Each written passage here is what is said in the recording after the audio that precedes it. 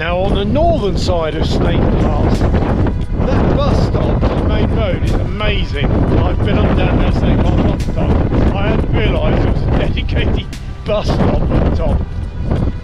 This is now Hope Woodlands Moor.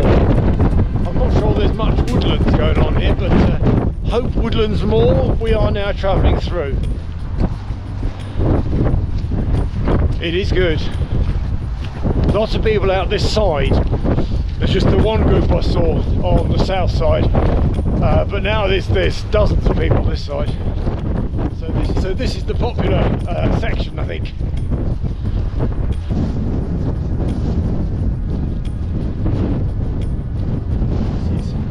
This is an important junction actually. Doctor's Gate is behind. Really great route up from Glossop. That goes on, I don't know how far it goes on this way, but it's junction with the Pennine Way. And this is Old Woman, just on this corner here, this bank. I don't know what Old Woman it's named after, but or any history, any details, no idea. Maybe I can research that as well. But moving on, Pennine Way up to Higher Shelf Stones. The light is going, although it's bright over there, shining this way. It's the weather's not holding out for long, I don't think. So see how far I can get in the dry. We'll see. Crack on.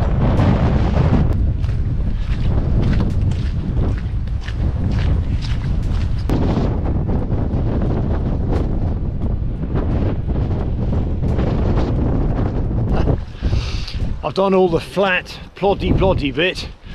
I've got some up now and it's not paved as well, so got to be a bit more careful. I'm making good progress, but now's a rising section, so slightly slower. Nicer without the flat flagstones in a way, although the flat flagstones do make it an easier walk and they protect the ground from erosion. All these hundreds and hundreds of people walking.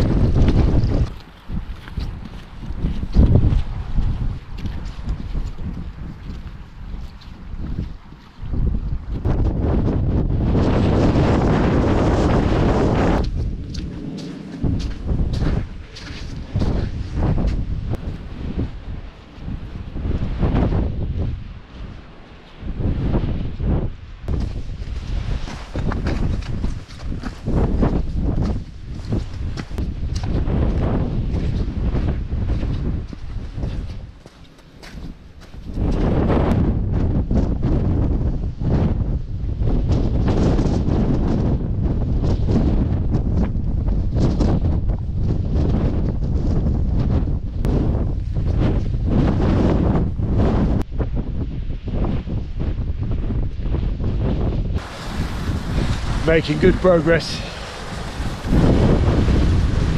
Well, I've left the Devil's Dyke behind. That was further back, the meandering bit, I think. And there's a lovely pool here. This is Hern Clough, the meandering bit here. And the water here is at the top of feeds the River Allport, which goes on for miles. I don't know where it comes out, the River Allport. So this is one of the top feeds for the River Allport. And there's a lovely pool here. Took hold for a dip today, I fear. But summertime, that would be an ideal spot for a quick dip. But heading up, more stony, lumpy markers, which is nice to see. On my way up, I think there's a divide here, so I'll have to check the map. I'm going to take in Bleaklow, top of Bleaklow first, and then come back to Higher Shelf Stones.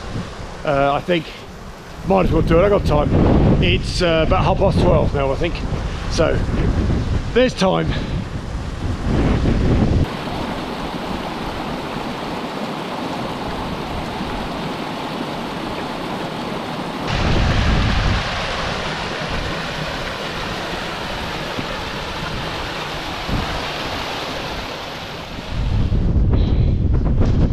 So Hern Stones is just in front of me over the other side of this bank here. Just 200 metres away, and I will be coming back, I think, to this point to dive over to higher shelf stones. I'm going to go up to Bleaklow Head. I got time. It's about 1:15 now, so I've got 2, 3, yeah, a bit short of 3 hours, 2.5 hours of light, usable light left really, so I've got ample time. So the plan is Bleaklow Head, back to Hern Stones, I think they're called, and then higher shelf stones just over there, over the brow there. It's good so far, and it stayed dry. Windy, still windy.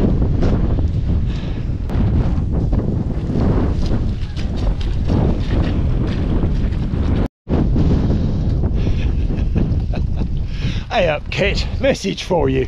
You know how often we have followed trails in Italy, France, Spain, wherever we've been on the continent, in Europe, around and about, doing those treks that we've done for so many years, and how often we've said, oh, there's a red and white, we're on the right path, there's a red and white, that's the right number. How often have we said there's a red and white?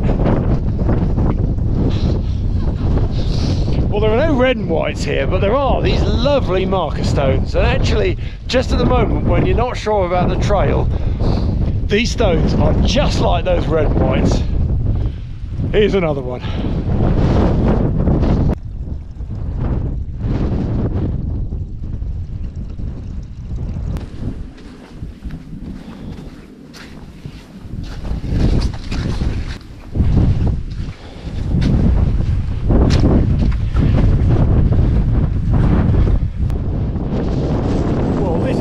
Bleaklow Head.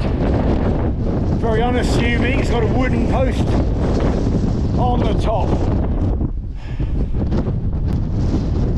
I was sure I'd been to Bleaklow Head here before, but looking at it now, I just don't recognise it. I thought I'd been here when I was on like a works group, large group trip that we did back in the day. That was about 22 years ago. Neil, you might remember coming here up from Glossop or maybe Doctor's Gate, but I just don't recognise the peak here at all. So maybe I've never been here before, I don't know. I must have just looked at it so many times on the map. But anyway, I'm here. I wasn't sure if I was going to stay here or not. I've got about an hour and a half's light left, so I am going to head on to higher shelf stones and maybe pick up a couple of features along the way if there's time. The weather is still holding out. Oh, a slight lull in the wind. The weather is still holding out. It's been dry pretty well all day. I've been very lucky. However, the wind is still hammering across, so I better get going. This is just lovely. On my left here are Wain Stones.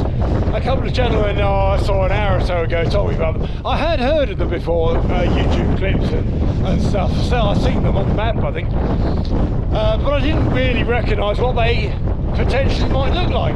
They are great, 2 little stones, or big stones actually, and if you get the position of filming right, they look as if they're gonna kiss. Let's have a look.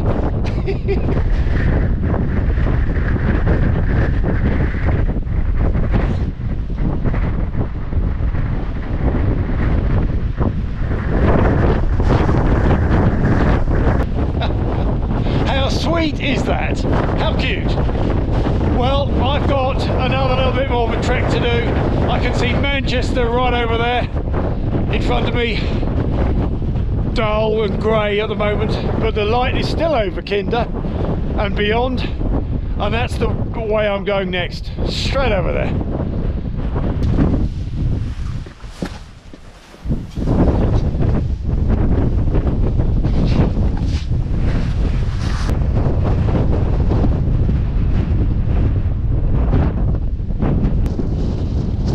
So they were Wain Stones, and thank you to the 2 gents who gave the suggestion for taking a look at them. well worth the diversion. Right, let's get on with this trail. Here we go, next waymarker along my travels are Hern Stones. A conglomeration of stones really. I don't think there's any particular special secret shape or anything to them, just called Hern Stones. Oh, lovely. The Pennine Trail is just below there, so I did manage to look up in this direction slightly. So where am I going? Vaguely over there. Straight over there. Somehow, a bit boggy looking. I'll find a way. I'll find a way.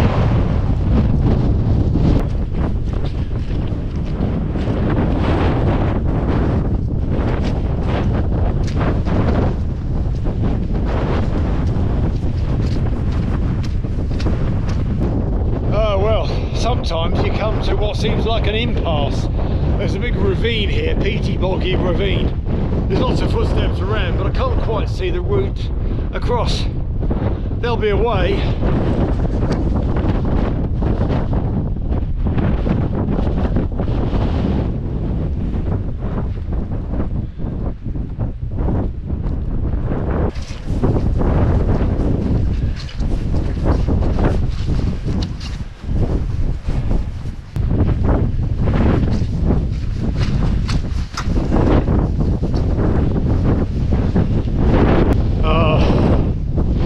I've had to walk up quite a way, gain a bit of height, more height, try and find some firmer ground to cross across.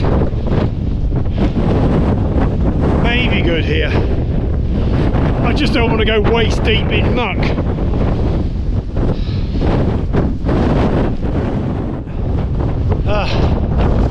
I managed it, not too deep. I had to come up a little bit further. It's not worth risking going knee and waist deep in muck. Not many people out here to get you out. Whoa. I think this is straightforward from now on.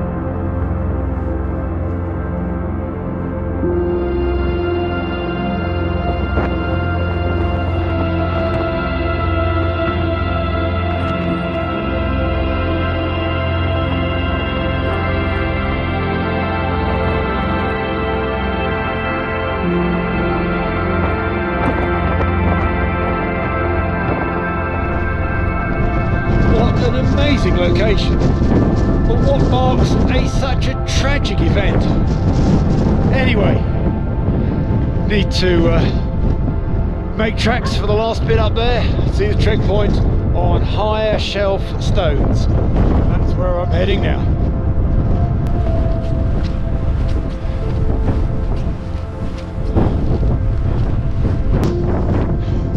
Well, I'm here at higher shelf stones. In golden light, absolutely lovely, lovely light, and what an amazing view.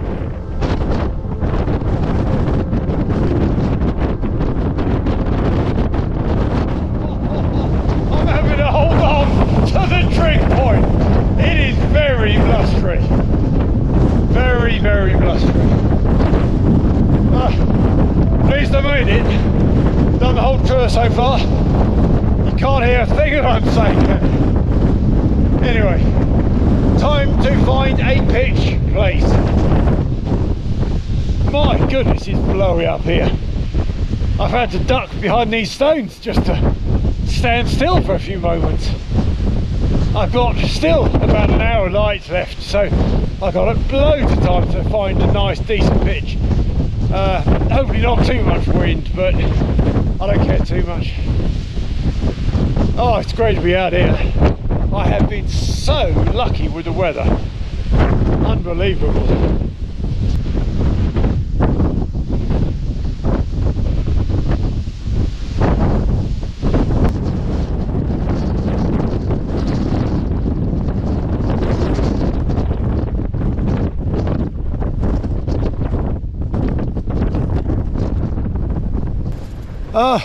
Oh my, tent is up, all gear inside, stowed away safely for the night.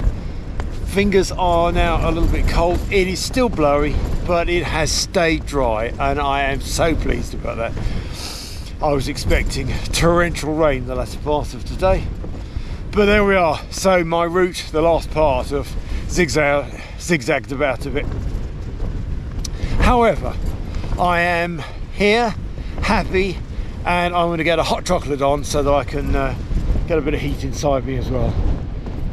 Yeah. All laid out here in my tent is another mini feast coming up. Let's have a look.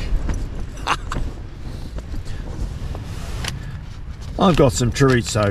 It's a whole big thing of chorizo. I'll probably just have half. To be honest, I didn't finish all the meal last night, so half a chorizo sausagey thing should do me. Red onion, most of that I might not have all of it, but red onion. I've got some leftover mushrooms from before, so I'll put all of them, most of them in. I like mushrooms. Mange too, just to add some green. I had them left over, as long as they look okay. They've been open a couple of days now, but in these frigid outdoor conditions, I'm sure they'll be fine. So to go with that lot, I've got some chickpeas in water, that'll make a mush. I've also got some cranberry sauce, all decanted out into a little package, and some garlic in a packet that's separate, so I'll put the garlic in and then the cranberry sauce in later, so that's been prepared. I've got naan breads. Well, they were naan breads, they're naan bread bits now. They are completely fallen apart because they've been mullered in my bag, carrying for 2 days, so there we are. And of course, well, it's just post-Christmas, but I had one left over. It's a bit squidged in the packet. It's a Christmas pudding, and well, you won't be surprised, I've got some more custard. So that's the meal I've got to prepare this evening. It's great that I've got some real food, although it's taken a bit of lugging up and over the hills, but never mind about that. My son has helped concoct some of these meals for me. I'm always appreciative of his help, so he's guided me along the way a little bit with the food prep. So what am I going to get cracking on first? I think just to do some chopping. I will just start with some chopping of bits. That is the first thing.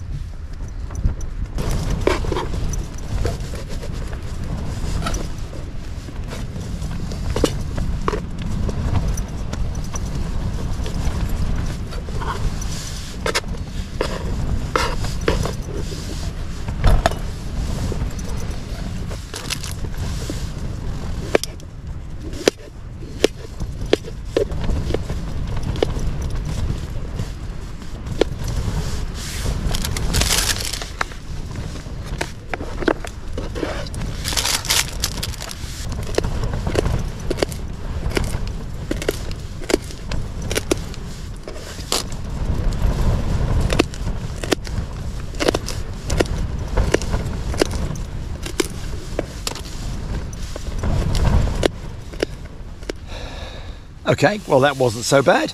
I've got all the chopping bits done. Fiddly, but what else am I going to do in my tent, really? Okay, so I got the chorizo chopped up. That's half the chorizo sausagey thing that I had. Red onion, not all of it, but a good bit of it. And the mushrooms, I discarded a few of them. They look completely chomped. Didn't transport very well, but a good bit of the mushrooms and a small bit of the mange too. So that's the other bits ready to go. Okay, got them going. Next in is the onion.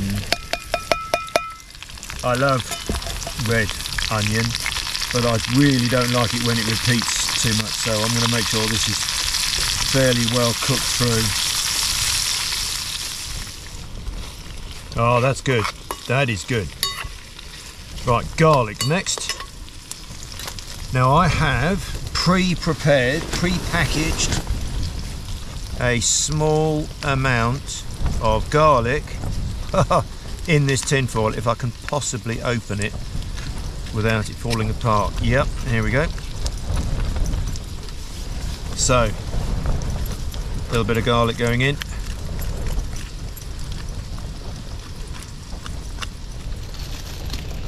Well, I'm getting impatient now, so I'm going to put in the Mange 2 next, and the mushrooms. They'll have to fight over themselves, won't they? Oh my goodness, my pan's full already.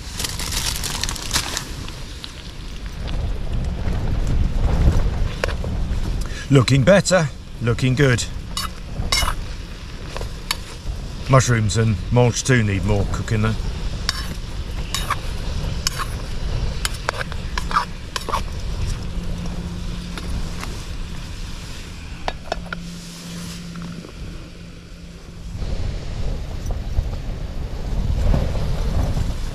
Oh, that's looking good.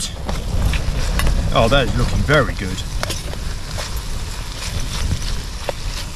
Right, the next thing on the strategy are the chickpeas. I don't think I want all of them, so I'm going to put half a tin in. Right, that needs some more cooking down time, I think.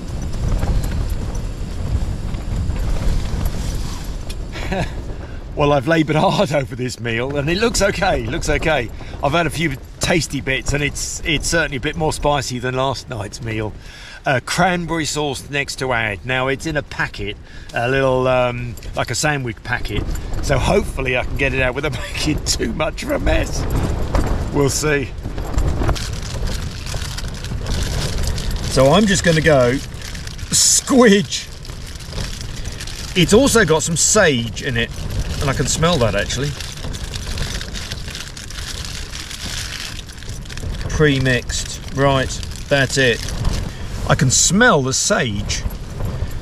So I don't want to overheat this cranberry sauce. I'm just going to kind of blend it in a bit, and then that will be it. Presentation time and eating. Looks okay. I thought the chickpeas were going to kind of blend down a little bit more, but they are good. Well, I'm not sure what you call it. Chorizo, chickpea, something or other. Not too bad. On the top of lower shelf stones in a winter's evening, late December. Howling gale outside. And this bread has completely disintegrated. Never mind. The thing is, what does it taste like? Hot. Oh, that's very good. My son is a master. Thank you. Oh, very good.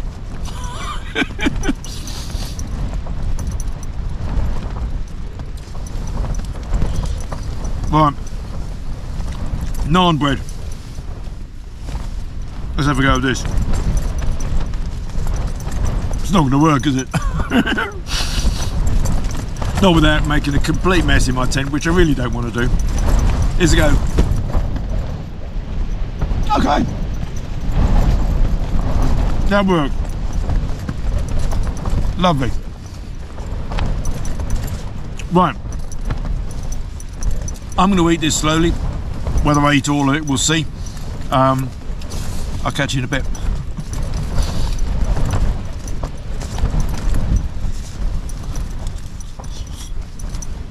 Oh,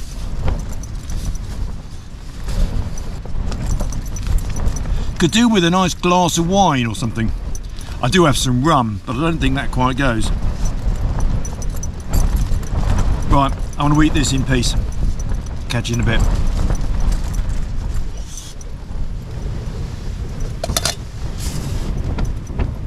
It's all gone. I've managed to eat all of it. Didn't eat all the bread, all the bits, but never mind about that. It's still quite early. It's only about 7:30, 8:15, I think.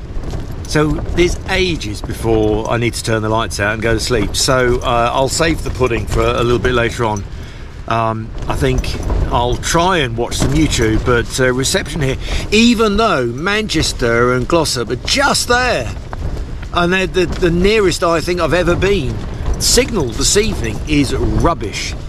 I don't know why. I managed to get a couple of messages home, but that's about it. Never mind. Oh my goodness, that really is not a very fetching look, is it? Anyway, balaclava on. I've settled down in my bed. Pottered around a little bit more, had some pudding.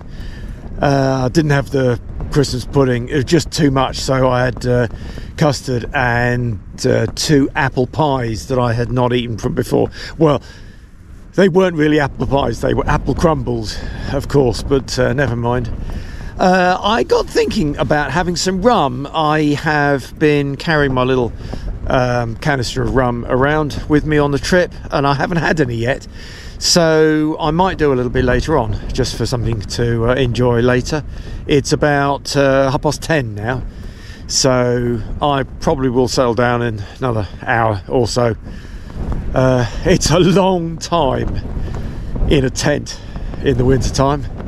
I don't know, I'll have been in here 12, 14 hours probably. So that's what it is. I've looked outside, it's clear as anything over Glossop and Manchester, so who knows what the night is going to bring, but we'll see. I'll say night night for now.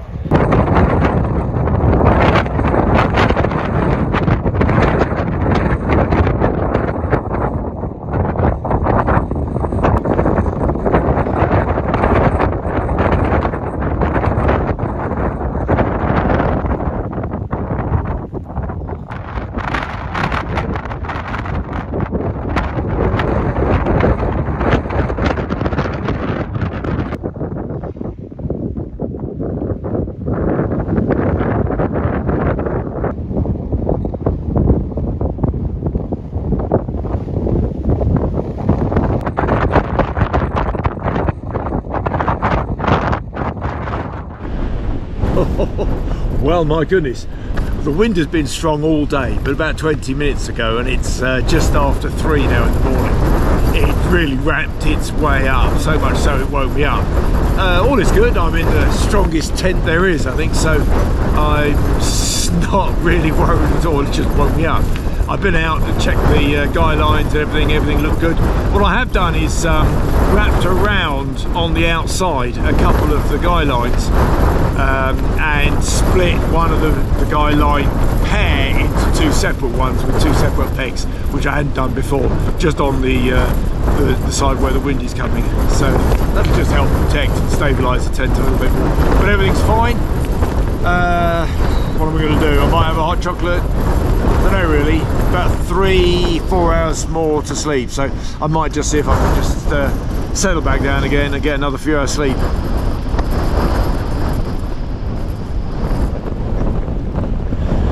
It's just before 7:30 this morning. Expecting it to be finally sort of light by about 8:30, yeah, a bit after 8, 8:30. So it'd be good if I was off the mountain, getting off the mountain from about 8:30, an hour from now. It's always a slower pack up of all the gear in the tent, and that is exactly what I'm going to do. It's howling outside. I'm going to have to be very careful that I don't lose anything in the wind, but well practiced in that. So I'm going to get the coffee on. I think I'm going to use just a couple of apple pies for my breakfast. But I've got a cereal bar as well, breakfast, while I'm packing up. An hour, usually easily in an hour, but an hour this morning we'll see. 8:30's my target. Well, I'm almost all packed up. Just most of it's in the rucksack, tent and boots to go on really. But it's raining. I've got about 6.5 kilometres to walk back to the car, so not too bad really. And the first half an hour is only in this, and after that I'll be in a club, so should be good. Alright folks. Anyway, I don't suppose you can hear me, so I'll just keep going. So, how about that? Nice bit of shelter. Oh, not long lived though. So I've just joined the path that comes down from Doctor's Gate, leading on to the Snake Pass and the Snake Inn. Well, the Snake Inn's long gone. So Doctor's Gate joins up down here and joins up with the path that I'm on now. Almost back. Onwards.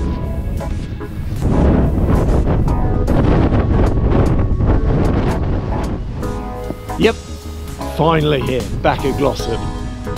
Thanks for watching and bye for now.